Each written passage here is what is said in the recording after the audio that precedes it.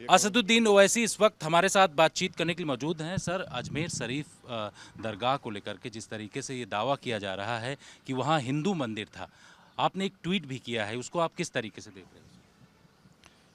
एक बात बताइए, 800 साल से दरगाह है।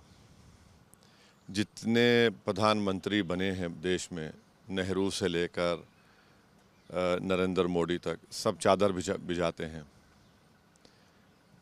साउथ एशिया में जितने हमारे नेबरिंग कंट्रीज़ है, उनसे ऑफिशियल डेलीगेशन जाता है वहाँ पर।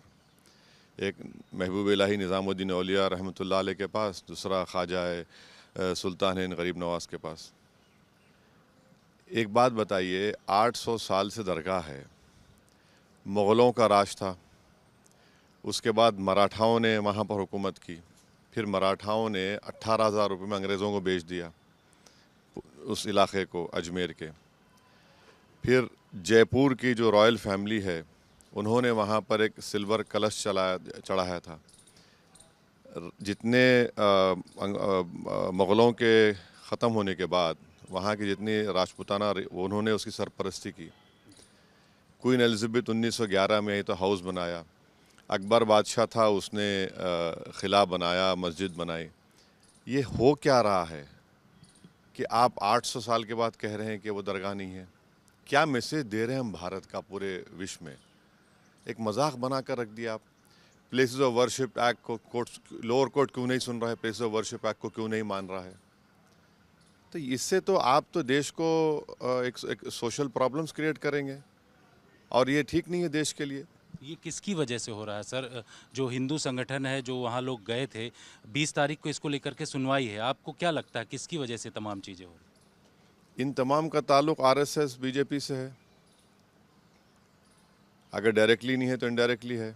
आप क्या मैसेज देना चाह रहे हैं? आपने देख लिया संभल में क्या हुआ, 5 लोगों की मौत हो गई।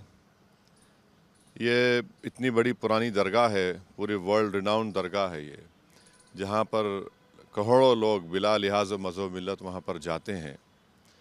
उनको एक मोहब्बत है, वहाँ पर जाते हैं, और वहाँ पर आप ये इस तरह की केस डाल रहे हैं। कोर्ट एक्सेप्ट क्यों कर रहा है इन चीज़ों को, समझ में नहीं आ रहा मुझे। दिल्ली से लॉयर्स लाकर डालते हैं, तो इस रुकेगा कहाँ फिर ये? जो राम मंदिर बाबरी का जजमेंट आया था, मैं उस वक्त से कह रहा हूँ कि सुप्रीम कोर्ट ने जो फैसला दिया आस्था की बुनियाद पर दिया, जो गलत है।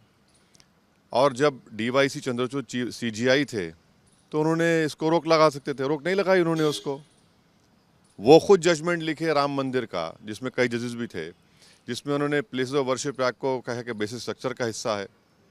तो ये सब तमाशे हो रहे हैं, लोग मर रहे हैं, फायरिंग में मर रहे हैं, दंगे में मर रहे हैं, तो देश कहाँ जाएगा फिर?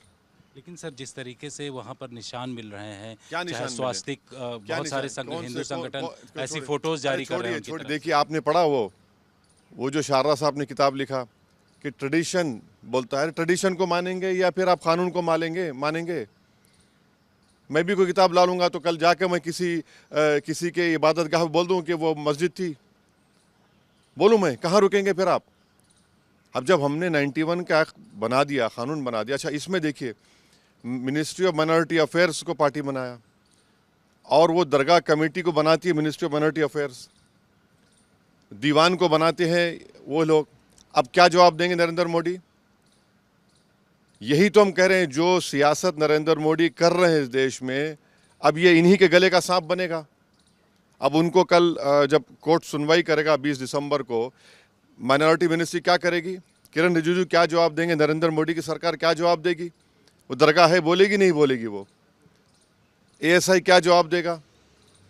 साउथ एशिया के 2 कंट्रीज़ के डेलीगेशन आते हैं, चादर आती है, इंडोनेशिया, मॉरिशस, मालदीव्स, दुनिया के कोने कोने से लोग वहाँ पर आते हैं।